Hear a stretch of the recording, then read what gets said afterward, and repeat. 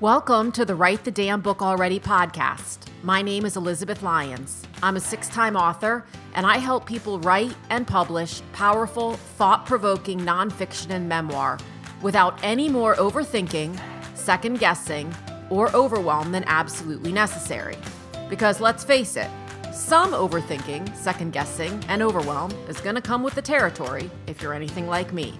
I believe that story and shared perspective is one of the most potent ways we connect with one another, and that your story, perspective, and insights are destined to become someone else's favorite resource. For more book writing, publishing, and how the heck do I move through this glitch tips and solutions, and plenty of free and low-cost resources, visit publishaprofitableBook.com. And for recommendations of fabulous books you've possibly never heard of, book writing inspiration, and the occasional meme so relatable you'll wonder if it was created with you in mind, follow me on Instagram at Elizabeth Lyons Author. Hi everybody, and welcome to this next episode of Write the Damn Book Already. This is another solo episode. You've just got me today. And what I wanted to do was break down a little bit more the success of Cara Forney's recent Reels Gone Wild, her Instagram reel that went completely nuts. Because reels can go nuts and have no effect on someone's business. And so when a reel or a post goes nuts and actually has an effect, it's interesting to me and fun. I get really curious about, okay, what about this worked? Not because we can go out and completely 100% replicate it, that's not possible, but there are absolutely lessons and tips that we can take from it that we can apply to our posts going forward. We can at least be thinking about them. You know, one of the things that's funny about Instagram, and I hear this over and over again, is that the posts and especially the reels that we make on the fly, there's no strategy behind them, and this is absolutely true of Cara's reel. The ones that we just come to us out of thin air and we do it real quick and we don't do our makeup or our hair, we don't worry about what we're wearing, none of that, we don't polish it, we just kind of pop it up there. Those are the ones that seem to do really well. And on the flip side, we can spend hours strategizing for the perfect caption, the perfect video to use, the perfect shirt to wear, all of that, and it gets 10 likes and it's never shared and no one comments. It's the most bizarre thing, but I believe that a lot of it is because one is coming from force and one is coming from flow. That being said, we're all going to sit here and continue to create content and think it through. None of us is just going to be out there willy-nilly posting random stuff and having that work. So I think that taking some of these tips that cause this reel to actually really work can be incredibly valuable. Before I hop into that, I want to let you know, if you don't already know, that one of my courses, Book Writing Made Simple, has been renamed. It has been renamed to Write the Damn Book Already because honestly, it's like my first book. My very first book was originally titled Ready or Not, Here We Come. It's a guide to the first year with twins. And when I got to the 3rd edition of that book, I still loved the title, but I thought, this just doesn't fully capture the essence of what this is really all about. And so I retitled it, Holy Shit, I'm Having Twins, because that is how people feel most of the time, whether it's sheer excitement or unbridled terror or a combination thereof when they find out that they're expecting twins.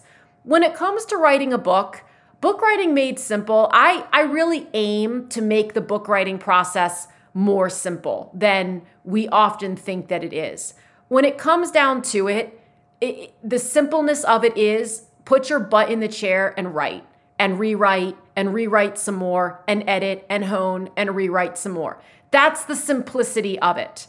But from the author's perspective, and I say this as an author, I'm working on my 6th book and it's my first novel, and I have to tell myself with frequency, Liz, write the damn book already. Like, stop overthinking it. So I feel like having the title of the course be more in alignment with the podcast, with my latest book that came out, which is Write the Damn Book Already. It just felt like the right move. And so if you are on the website and you're looking for Book Writing Made Simple, or you hear about that course elsewhere and you can't find it on the website, that is why. It's the same exact course, same level of support, same content, same everything, but it's now just called write the damn book already. So if you are someone who says unto yourself, God, could I just write the damn book already? I invite you to check it out. I will put the link in the show notes, or you can find it at publishaprofitablebook.com/write the book. It is a lifetime access program to all of the online content with 1 year of access into the Book Writers Collective, which meets every 2 weeks for coaching, guidance, Q&A, support, mentorship, all of the things. And we also gather once a month for 5 straight days for co-writing, for accountability. We do it over Zoom. We all just get in there and we're writing, and you will be amazed by how much you can get done and out of you, even in just 15 of those 60 minutes. So I invite you to check it out. The group is growing. We're having an incredible amount of fun. Incredible books are making their way into the world, and people are finally getting the damn book written already. All right, so let's talk about this reel. This reel, and I will put a link to it in the episode notes so that you can go check it out, was the craziest thing. Cara Forney, who is the author of Boy Moms, Collective Tales of Mothers and Sons, which the book is a collection of essays written by moms of boys. She just started her Instagram account. I mean, the book came out a year ago, so that's an important point to keep in mind. The book has been out for a year. This didn't come out last week. And Cara started the Instagram account probably just around the time that the book came out, if not a month or so later. The Instagram account is Boy Mom's Book. And it was very slow growing and very slow going for many, many months. She plateaued at around 2,000 followers, and I'm not a numbers girl. I hope you know this about me. I'd rather that you had 500 engaged followers than 50,000 who aren't paying attention. But she had about 2,000, and she was pretty consistent with the engagement on it, but it just wasn't really growing. Nevertheless, she persisted. So she stuck at it, and she saw a video posted by someone else of an older woman who was saying something that very much could be applied to raising boys. And so she borrowed that video and gave credit back to the original. She put her own little, not caption, but the words on top of it, laid that on top and wrote a great caption and shared it. It was one of those things that just out of the blue.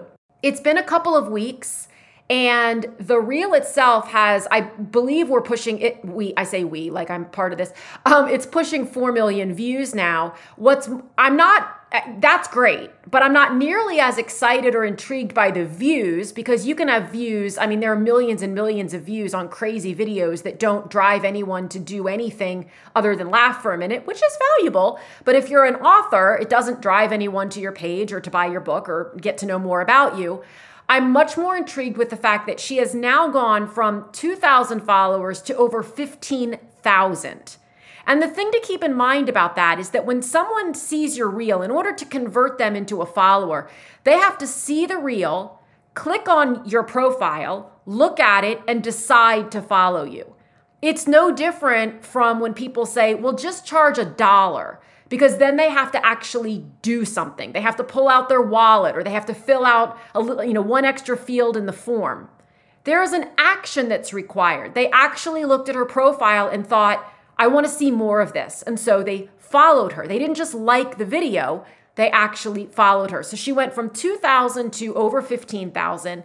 And then in book sales, we saw an immediate hike in book sales. I'm the publisher of the book, so I have access to see these things. So within, I would say, the first 5 or 6 days, she sold well over 70 books. And one might argue, well, whoa, almost 4 million views and 13,000 follows, but you only sold 70 books. And I really need everyone's perspective on this to shift, because the average person has to see something between 8 and 12 times before they actually purchase it. So the sales are not slowing down. She hasn't brought in even a quarter of the number of sales that will ultimately come from this, simply because now these people are following her actively and will continue to be reminded of the book.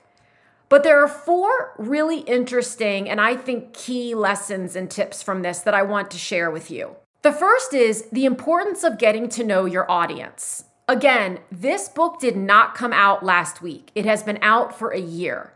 And Cara has spent that time on Instagram specifically, that's her main platform of choice, looking at what she calls the Instagram language of her audience. So it's not just about getting people to follow you.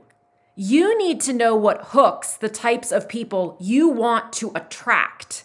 So Cara was very active in keeping tabs on where her audience is, her ideal audience, who other boy moms are following, and what kinds of posts are getting traction with that audience. And what she determined was that those are short, funny, repurposed quotes.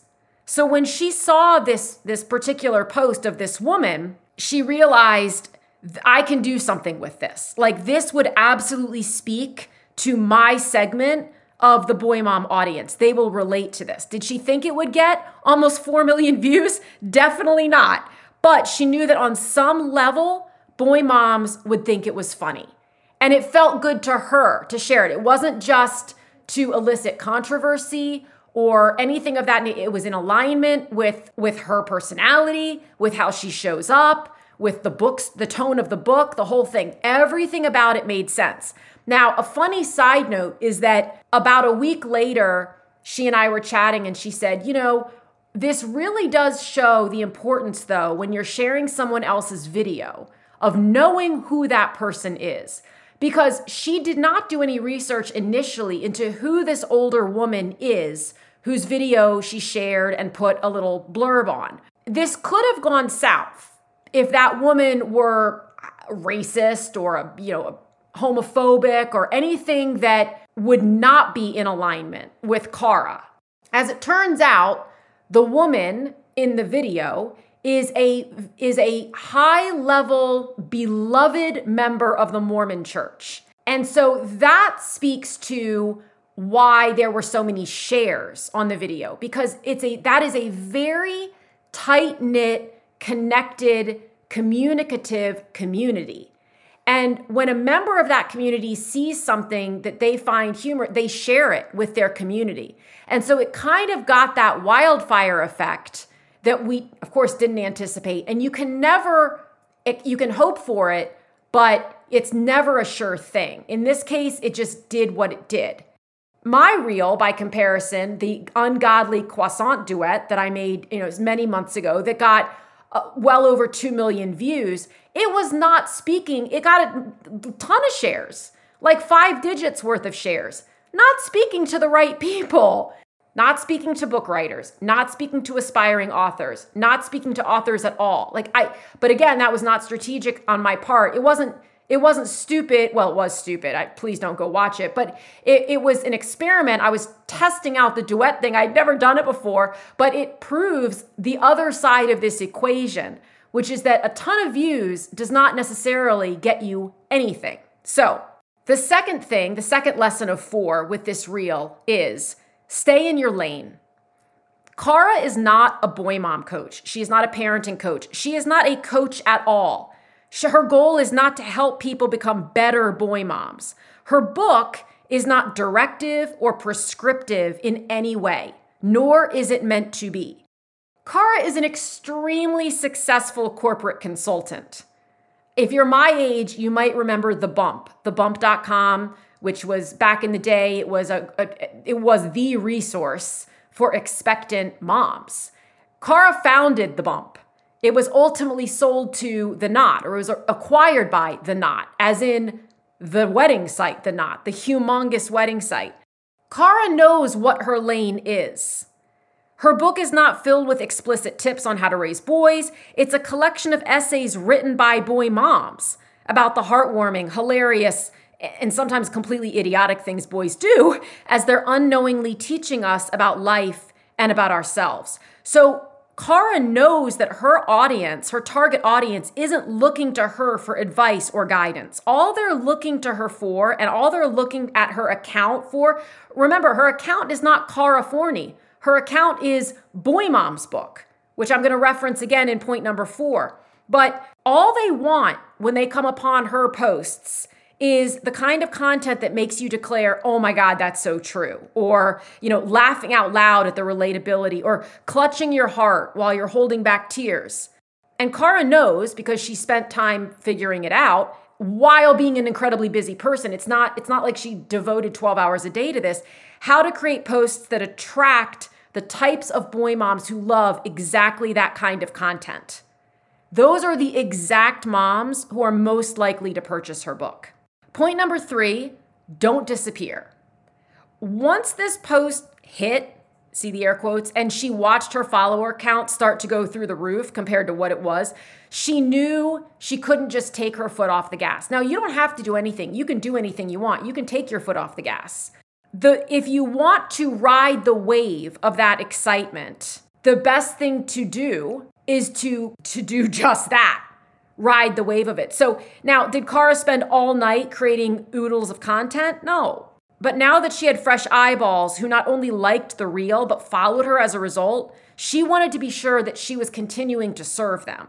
So with similarly toned posts, and of course, a quick post that showcased her book so that new followers knew she has one and older followers are reminded, she started repurposing other funny content to make it applicable to moms of boys. And in doing so, and in having quotes that speak to that audience and memes that speak to that audience, she continues to speak to and serve this audience exactly what they followed her for to begin with, which is why the majority of them are sticking around.